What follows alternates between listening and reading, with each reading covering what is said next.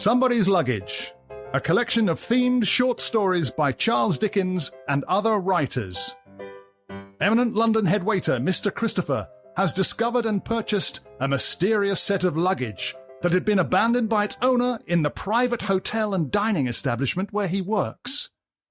In specific items of the luggage, there is a set of handwritten papers, each containing a story written by the luggage's owner, who is known only to Mr. Christopher as Somebody. Episode 2. Discovered in his boots. The story of Mr. the Englishman Abroad by Charles Dickens. Eh? Well then, Monsieur Mutuel, what do I know? What can I say? I assure you that he calls himself Monsieur the Englishman. Pardon? But I think it is impossible. It is, my cherished Madame Bouclet, I think impossible. Eh? But it is not impossible that you are a pig.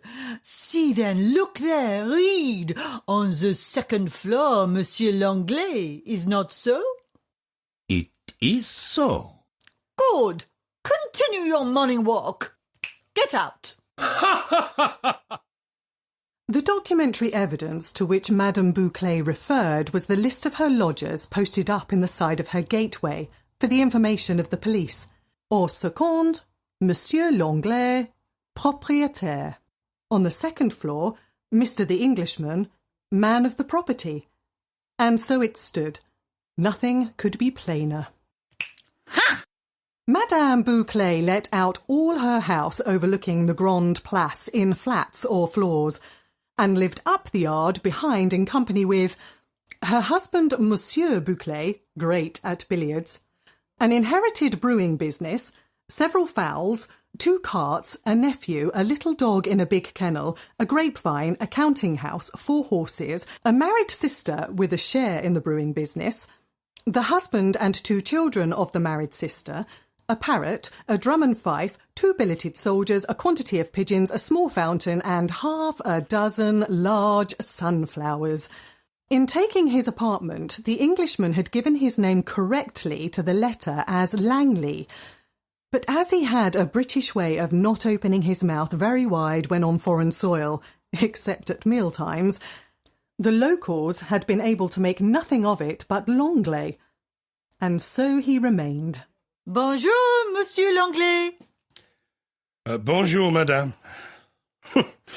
Never saw such people. Never did in my life. These chaps are no more like soldiers than... Well, What a swarm! From the Grande Place, where a few awkward squads from the last conscription were doing the goose step, and at every corner of the town wall, guardhouse, gateway, sentry box, drawbridge, reedy ditch and rushy dyke, the town was pretty well all soldiers. What would the sleepy old town have been without the soldiers? On market days alone, the town's Grande Place suddenly leapt out of bed. On market day, there instantly arose the liveliest bulls and stools, sittings and standings, and a lively hum of chaffering and huckstering from many hundreds of tongues, with a pleasant though peculiar blending of colours, white caps, blue blouses and green vegetables. And now, by long, low-lying avenues of trees and along the dikes, ditches and canals, in donkey cart, waggon and cabriolet, came peasant men and women in flocks, bringing their articles for sale, boots and shoes, sweetmeats, milk and cream, butter and cheese, fruits, onions, carrots, and all things for your soup. Here you had poultry, flowers and protesting pigs, and there shoes, axes and spades. However, today was not one of the Grande Place's days for getting out of bed. these fellows are billeted everywhere about, making themselves generally useful in every sort of unmilitary way. It is most ridiculous. I never saw such a set of fellows. Never did in my life. There is Private Valentine in that very house, acting as sole housemaid, valet, cook, steward, and nurse to the family of his captain, cleaning the floors, making the bed, and all with equal readiness. Or to go no further than next door, at the barber's, there is Corporal Theophile. No, he's not there at present. There's the child, though. Oh, I thought as much. The corporal is there. A mere mite of a girl stood on the steps of the barber's shop looking across the place, dressed in a small white linen cap which small French country children wear. She was looking intently for someone amongst the drilling soldiers. Dismiss! My darling Babel! Ha ha! Come into the house. Look here, by George, he's a fool. Now, Mr. the Englishman had had a quarrel with his own disobedient and disowned daughter, and there was a child in that case too. He had come abroad to be rid of his daughter for the rest of his life. But the windows of the house of memory and the house of mercy are not so easily closed as those made of glass and wood. They fly open unexpectedly. They rattle in the night, and they must be nailed up. But he had not yet quite driven the nails home. So he passed a disturbed evening and a worse night. So it came to pass that the corporal was not to be dismissed. Indeed, he could not have planted himself with more determined immovability, plump in the middle of the jealous and resentful Englishman's thoughts. Mr. the Englishman had but to look out of the window, to look upon the corporal with little Babel. He had but to go for a walk, and there was the corporal walking with Babel. He came home, and they were at home before him.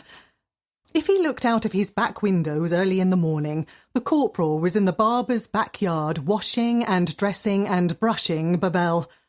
Always corporal and always Babel. Never Babel without corporal. He was not particularly strong in the French language as spoken. For this reason, Mr. the Englishman had to gird up his loins considerably before he could bring himself to the point of exchanging ideas with Madame Bouclet on the subject of this corporal and Babel as she looked in one morning. Mon Dieu, monsieur, I am in a state of desolation. The lamp maker has not sent me the lamp that I asked him to repair. He truly is a lamp maker against whom the whole world shrieks out. Madam, that baby... Pardon, monsieur. That lamp? No, the little girl. But pardon, one cannot light the little girl or send her to be repaired? The little girl at the house of the barber. Ah, little Babel. Yes. And her friend the corporal? Yes. So genteel of him, is it not? He is not... Not at all. He is not one of her relations, not at all. Why, then he... Perfectly, you are right, monsieur. It is so genteel of him. The less relation, the more genteel, as you say. Is she... the child of the barber? Not at all. She is the child of, in a word, no one. The wife of the barber, then? Undoubtedly, as you say. The wife of the barber receives a small amount of money to take care of her. So much by the month. It is without doubt very little, for we are all poor here. You are not poor, madame. As to my lodgers, no. As to all things else, so. You flatter me, madame. Monsieur, it is you who flatter me in living here. Does this mean that... Oh, no, monsieur, certainly not. The wife of the barber is not cruel to the poor child, but she is careless. Her health is delicate, and she sits all day looking out of the window. Consequently, when the corporal first came, the poor little Babel was much neglected. It is a curious name. Name? That Babel? Again, you are right, monsieur, but it is a playful name for Gabrielle. And so the child is a mere fancy of the corporal's? Ah, well, one must love something. Human nature is weak. devilishly weak. And the corporal being billeted at the barber's, where he will probably remain a long time, for he is attached to the general, and finding the poor, unowned child in need of being loved, and finding himself in need of loving, why, there you have it all, you see. Now I must go. Au revoir. Au revoir, madame. I shouldn't mind it so much if these people were not so sentimental. There was a cemetery outside the town, and it happened that Mr. the Englishman took a walk there that afternoon. To be sure, there were some wonderful things in it, and of a certainty in all Britain you would have found nothing like it. Not to mention the fanciful flourishes of hearts and crosses in wood and iron that were planted all over the place. There were so many wreaths upon the graves, embroidered as they might be to mothers, daughters, fathers, brothers, or sisters. There were so many little gardens or grottos made upon the graves with plants and shells and plaster figures and porcelain pictures and so many odds and ends. Nothing of the solemnity of death here. But these people are, by way of compensation, they are so sentimental. His way back led by the military training ground. There he passed the corporal instructing young soldiers in how to swing themselves over rapid and deep watercourses on their way to glory by means of a rope, with himself deftly plunging off a platform and flying 100 feet or 2 as an encouragement to them to begin. There he also passed the small Babel, with her round eyes wide open, surveying the proceedings like a wondering sort of blue and white bird. If that child was to die, and it would almost serve the fellow right for making such a fool of himself, well, I suppose we should have him sticking up a reef in that fantastical burying ground. Nevertheless, after another early morning or 2 of looking out of the window, he strolled down into the Place when the corporal and Babel were walking there and touched his hat to the corporal. An immense achievement. Good day, Corporal. Good day, monsieur. This is a rather pretty child you have here. Monsieur, she is a very pretty child. And good? Very good. Poor little thing. Monsieur Théophile, I believe. It is I, monsieur. Permit me, sir. The Englishman shook him heartily by the hand, turned and walked away, to be met by the pleased approval of old Monsieur Mutuel. Monsieur! Well, old walnut shell, and what business is it of yours?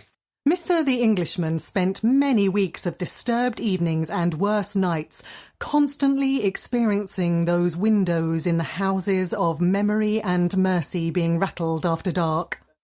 Likewise, he spent many weeks daily improving his acquaintance with the corporal and Babel. He took Babel by the chin and the corporal by the hand, and offered Babel halfpennies and the corporal cigars. But he did it in a shamefaced way, and always took it extremely ill that Monsieur Mutuel in his patch of sunlight should note what he did. In a word, it had become the occupation of Mr. the Englishman's life to look after the corporal and little Babel, and to resent the old Monsieur Mutuel looking after him.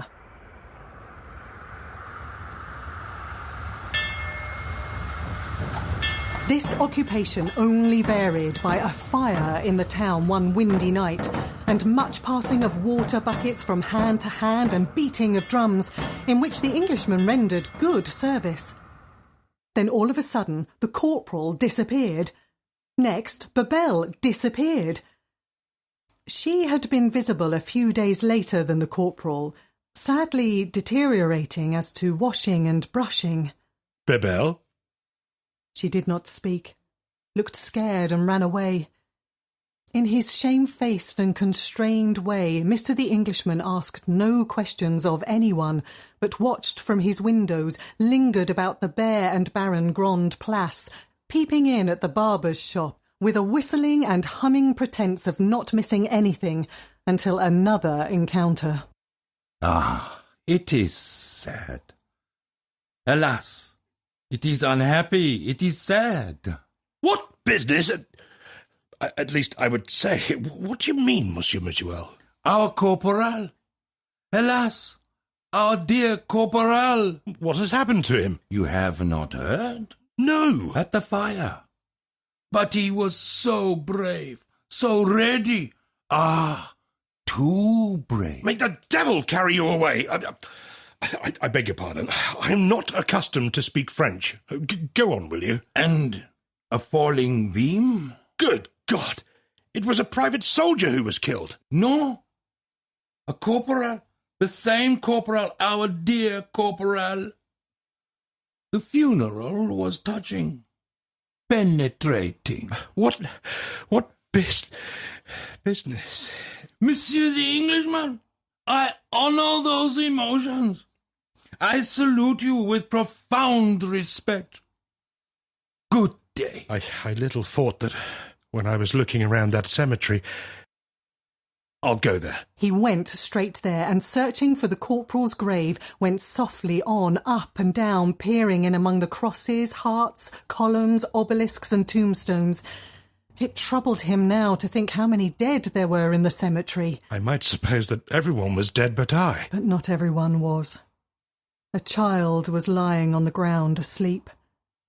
Truly he had found something on the corporal's grave to know it by, and that something was Babel. The dead soldier's comrades had worked lovingly on his resting place, and it was already a neat garden on which the child slept. Babel, my little one, you must not lie here. You must come with me.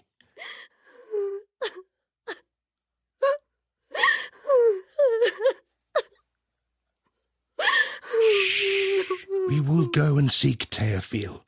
We will go and look for him in England. We will go and look for him at my daughter's, Babel. Shall we find him? We shall find the best part of him there. Come with me, my poor forlorn little one. Heaven is my witness, Corporal Théophile, that I thankfully accept this trust. In his arms, she was soon asleep again. It was a long way for a child to have come alone. He looked at her worn shoes, her galled feet and tired face, and believed that she had come there every day. In leaving the corporal's resting place, he stopped, looking down wistfully at it and the other graves around. I think I should like to do it. No one is looking. He repaired to the lodge, where little tokens of remembrance were sold, and bought 2 wreaths. One blue, white and glistening silver, the other a more sober red, black and yellow, both with the words, "To my friend." With these, he went back to the grave and, with the brighter wreath, he guided the child's hand to hang it on the grave's cross, before hanging his own wreath there. Mr. the Englishman took it very ill when he looked around the street corner into the Grande Place, carrying Babel in his arms, that old Monsieur Mutuel should be there airing his red ribbon. He took a world of pains to dodge the worthy Mutuel, skulking into his own lodging like a man pursued by justice.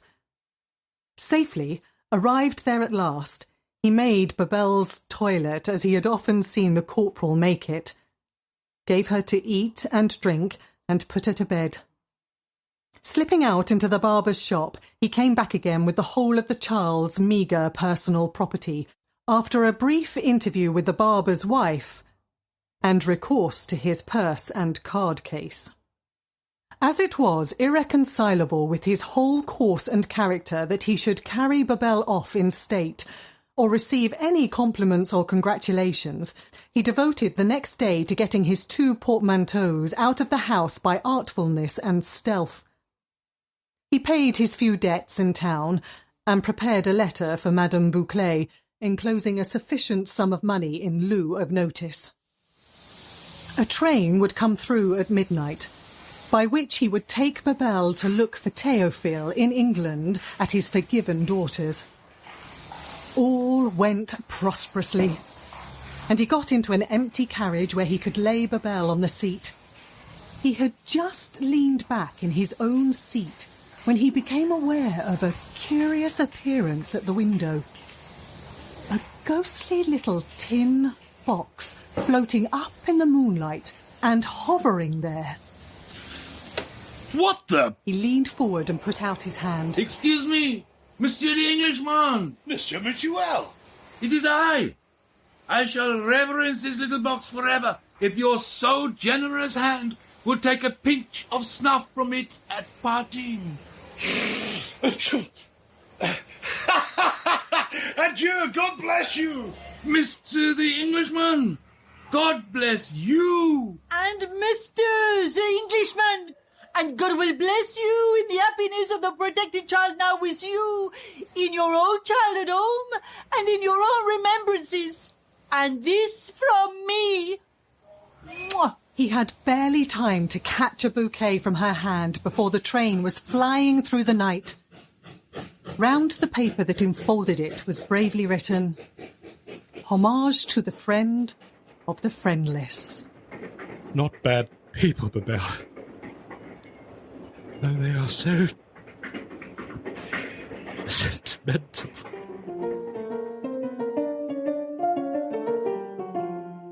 In the next episode of Somebody's Luggage, we will take to the high seas and the amazing story of shipwreck on an iceberg. The story of Mr. the Englishman Abroad, episode 2 of Somebody's Luggage, featured the considerable talents of Lisa Nightingale as the narrator and Mike Gravano as Langley, the Englishman. S.J. Vant was Madame Bouclet, Jim Newberry filled in as Corporal Théophile, and Mike Aris inhabited Monsieur Mutuel. The episode was adapted, produced and directed by Jim Newberry, with all sound engineering and effects provided by the technical skill of Mr. Robbie Burgess. It is a joint venture between Revenge FM and Uptick Productions.